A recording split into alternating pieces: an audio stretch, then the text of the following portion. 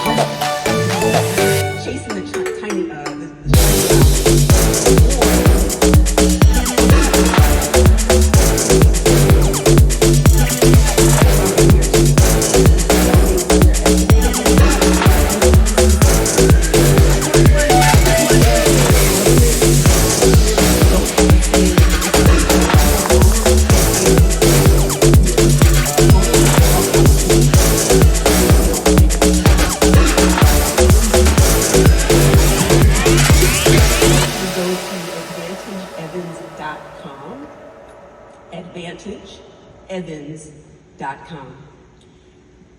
Lots of free information. This is the next right step for you. Ooh, look at God. Look what you see. You see this?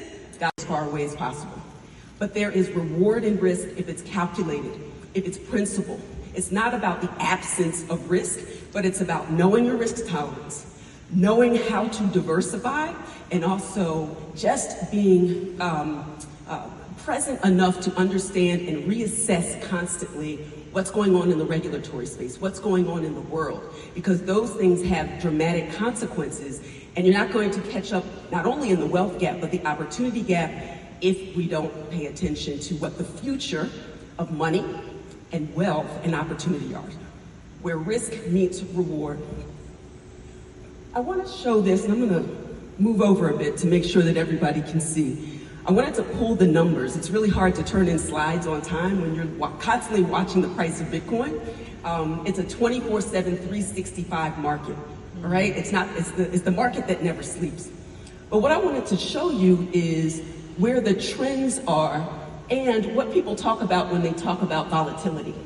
That's a pretty volatile thing. Like if this was your heart monitor, you better call your doctor, all right? But see where Bitcoin was first released in January 3rd, 2009. So if it was a scam, somebody forgot to tell Bitcoin. If it was a fad, somebody forgot to tell Bitcoin. Bitcoin is actually like the honey badger because Bitcoin don't care, all right? This is where we are today. This time last year, Bitcoin was 28,000 and change. Today it's just north of 70,000. There is no other asset that performs this way. And by analogy and example, I want to show you the trajectory of the Dow Jones.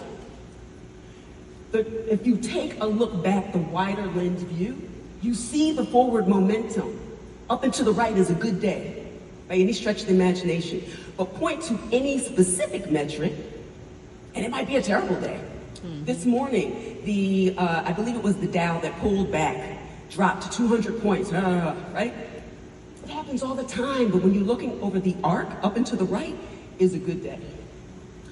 And this is why I like to share this information. This is Larry Fink, BlackRock, one of the most conservative investment firms in the world, who now is offering Bitcoin exchange-traded funds. BlackRock is one of 11 companies as of January 2024, an SEC-approved spot Bitcoin ETF. If you're in ARK Invest, Fidelity, BlackRock, you name it, you can now have some type of participation, not actually owning Bitcoin, but not missing out while you're learning. It's a both and proposition because Larry Fink says the masses want BTC. I don't want you to move the way people say you should. I want you to watch how the banks move. That's where opportunity meets wealth, and what we saw in Q1 of 2023, this was from CNBC. What is the list? 2-year treasuries, the QQQ, oil, S&P 500, and what? Bitcoin. Bitcoin. right? At the same time, Sam Bankman-Fried is doing the absolute most. So that's what we talked about. Look over here, look over here. Meanwhile, all of the banks are setting themselves up for great success. What you don't see here, but what I will share, I have a QR code at the end, and I want you to scan that. I'll send you the full day. So I want you to pay attention to me rather than trying to scribble. We had Deutsche Bank in 2021 quietly offering to their investors the opportunity for exposure. We have Jamie Dimon, JP Morgan. Jamie says, this is absolute basura. Do not listen to me at all. But meanwhile, JP Morgan is custodying the Bitcoin ETFs for the major banks. So what's that about? What do they know that you don't know? What do they know that they don't want you to know? Bless their 70-something, because that's their business hearts, can figure this out. Rest assured, if Beyonce said, you can have a front row ticket, but you have to actually figure Bitcoin out, who will be the first? Well, I mean the second, because I'd be the first. Who? We're going to figure it out. Right now, we are underestimated in a way that cannot be overestimated. And I want to at least get you to the point where we start talking about learning to earn and learning while we earn. I want you to think about what is holding you back from actually learning. And when I think about it, it's these things. I talk about it in my book, Digital Money Demystified. Too complicated for criminals, not secure, volatile, for the tech bros, just a scam, unregulated, untraceable, and just means that it gives us permission to not even try.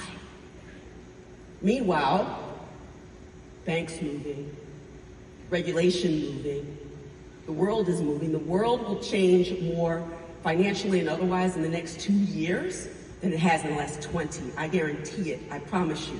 We will be back next year. Let's say, Arlen, we want to come back next year. Woo! We're going to be back here this time next year. What's your story going to be?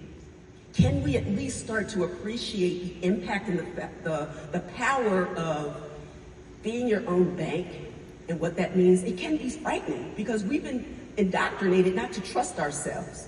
But you're in this room because you do trust yourself, that you want to trust yourself, that we trust the people who are going to grace this stage. Listen, if I wasn't talking, I'd still be right there.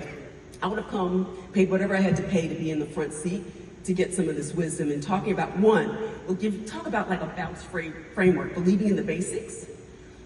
Is about overcoming obstacles. And I want to tell you that Bitcoin is actually peer-to-peer value exchange, the same way we used to use peer-to-peer technology. Now, I'm an intellectual property lawyer, so I don't like this part, but allegedly, purportedly, some people were exchanging media files for free 99. Y'all remember that era? Is it just me? Is it just me? It's the same technology. The government used to be really excited about it because they were like, yeah, information wants to be free and we want to connect the world. Oh, wait. They're using it for value now. The obstacle actually is ourselves. That's like the cheat code. The ability to have enough discernment to separate fact from fiction, to avoid the naysayers, but also the carnival barkers.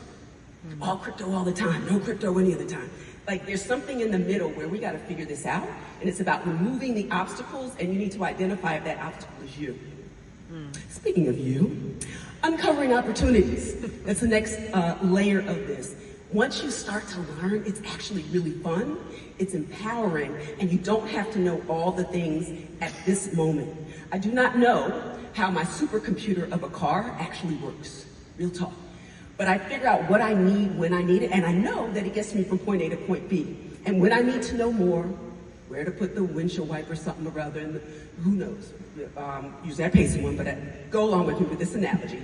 We figure out what we need to do when we need to do it. It's about unlocking and uncovering opportunities that really starts to get us focused. And then we think about N, because with networking is really, really important. It's also why we're here. And it's about finding your tribe and figuring out how to connect. Uh-oh, he says, sorry, you're only getting B, O, and U. So let me tell you about the N, C, and the E. It's about networking. It's about also critically analyzing. This is something that's almost a bit of a lost art when we start to figure out like what's next. Some people, and I talk to you either on Hoover and definitely connect, I'm super chatty, or just out, you say, it's been really, really difficult to find my way. It's really, really difficult to find someone to talk about this with. I mention it to my friends and family and they think I've gone crazy. You have to find your community. And then understanding that this is an evolution.